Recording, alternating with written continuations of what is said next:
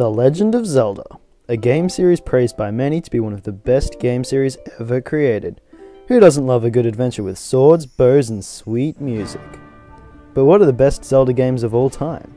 And why do you care what I have to say? I don't know. Anyway, onto the list.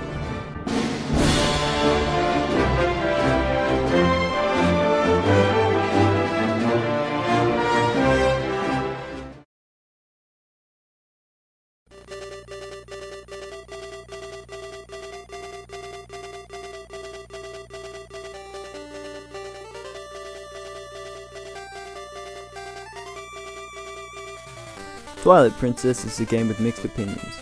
Some people like it, but some people hate it. Having played every game in the series, excluding those that will not be named, Twilight Princess is one of the more obscure, but fresh entries to the series. It introduces a lot of new game mechanics, like being able to turn into a wolf.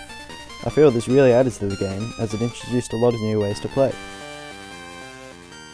However, the best thing that came from this game, in my opinion, is Zant. This crazy bastard claims to be the king of the Twilight Realm, and is one of the main antagonists you see throughout the game. When Zant is first introduced, he's a cool, creepy guy who looks like someone you don't want to mess with. But when it comes to the final fight, he loses his mind. Anyway, enough about our fish-faced friend over here.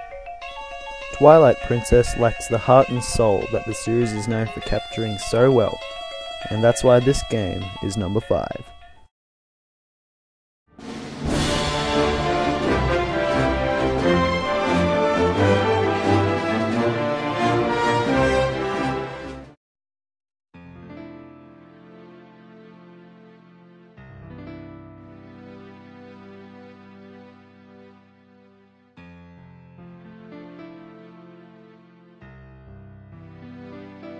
The Legend of Zelda Ocarina of Time, often praised to be one of the best games ever made, and it definitely deserves this reputation.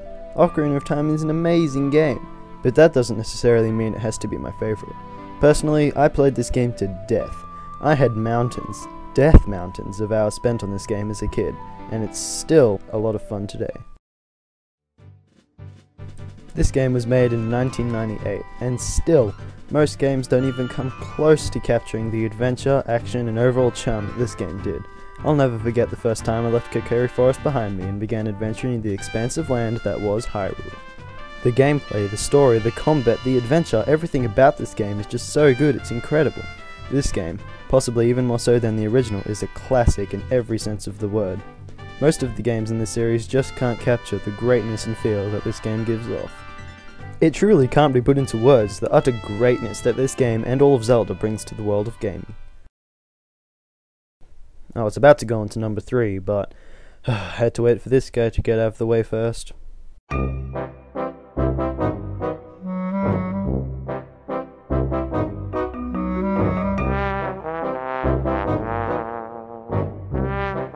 You know what, screw this, bombs solve everything.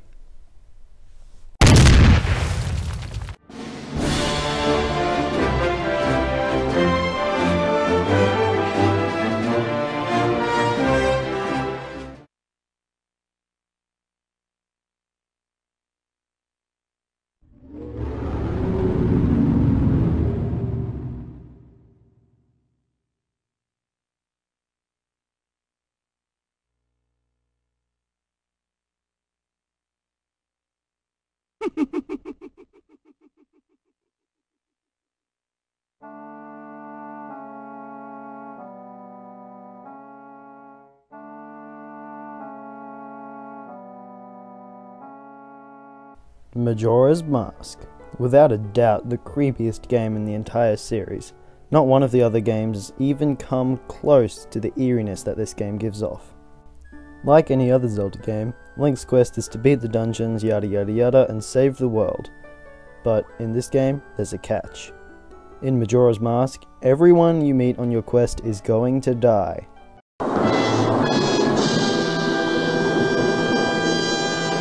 In 3 days, this terrifying, nightmare-inducing moon from hell is going to crash its murderous mess of a face into Termina and destroy everything around it. Pretty serious stuff for an E-rated game, Nintendo. Everywhere you go in the game, people are depressed, and oh my god, this thing. Don't even get me started on this thing. This shit is not E-rated, Nintendo. Unfortunately, I didn't get this game until like 2010 on the Wii Virtual Console. I never owned it on my trusty N64. But on the other hand, I'm glad I didn't. This game would have been the thing that kept me from sleeping. I'm 14 and that one part with the aliens still puts me on the verge of piss-soaked pants every time. Anyway, enough about the scary parts of the game. Majora's Mask has an extremely deep storyline and loads of unique and interesting characters for you to meet on your adventure. Some people complain about the 3-day system, but personally I like it. I find it really fun to repeat the same 3 days over and over and doing different things each time. It's really cool to watch how your actions can change the way in-game characters' lives play out. Majora's Mask had a load of masks for you to obtain, which were a lot of fun to collect and see what little powers each of them had. I always personally loved the bunny hood. As silly as it looked, I still felt like the most badass guy in tournament. Nothing will beat the first time I put on the fierce deity mask and laid the smack down on Majora. Overall, Majora's Mask is a creepy, messed up game, and I love it.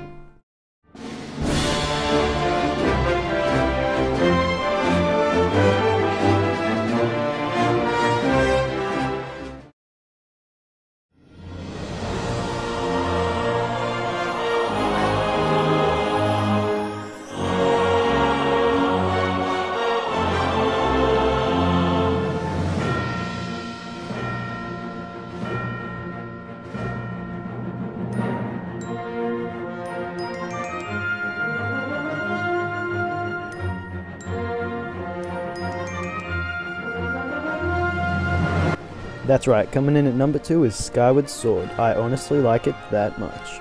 Some people complained that it was really linear and the world didn't have much variety to it, but I found the game to be not only a very welcome entry to the series, but a superb game in general.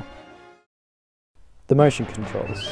I had a lot of speculation at first, but the combat actually ended up being a lot of fun. Rather than just mashing the B button anytime I needed to fight something, it was really fun having to use timing and precision to land my attacks. It was so satisfying waiting for the enemy to attack, then slamming them with my shield and getting in that perfect slice to finish them off. Without a doubt, Zelda's new character design is the best yet out of any of the games.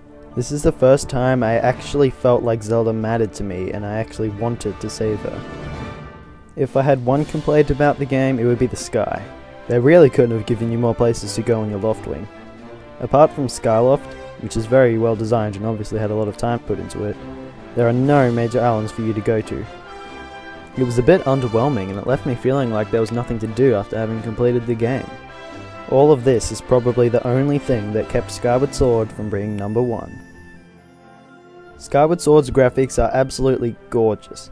Even with the Wii's limitations, I would say this is one of the nicest looking games I have ever seen. Lastly, Skyward Sword's soundtrack is superb.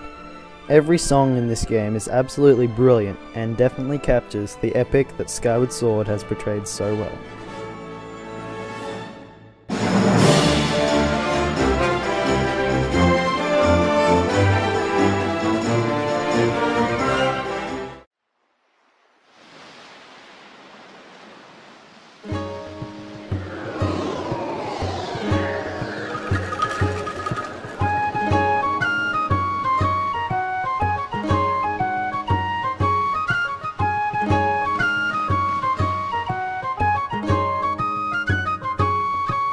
Don't act like you didn't see this coming. Number 1 is Wind Waker, no questions asked.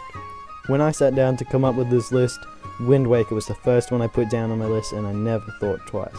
Wind Waker is not only my favourite Zelda game, but probably my favourite game of all time. Despite the overly ridiculed cel-shaded graphics, this game is a masterpiece in every sense of the word.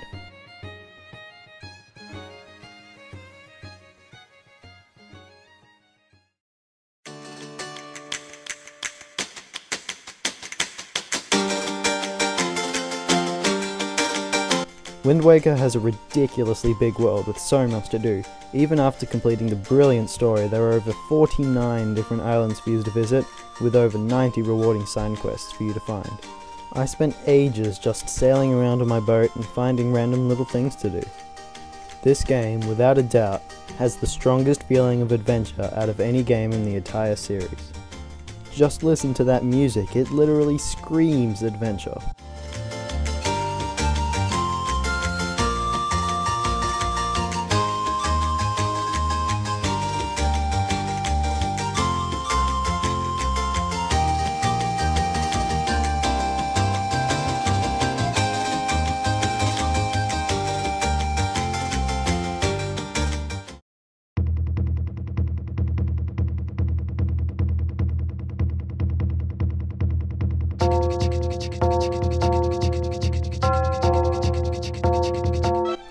I mean, you can find treasure maps and then go around in the ocean hauling up rupees, pieces of heart, and all kinds of things from the flooded land below Hyrule.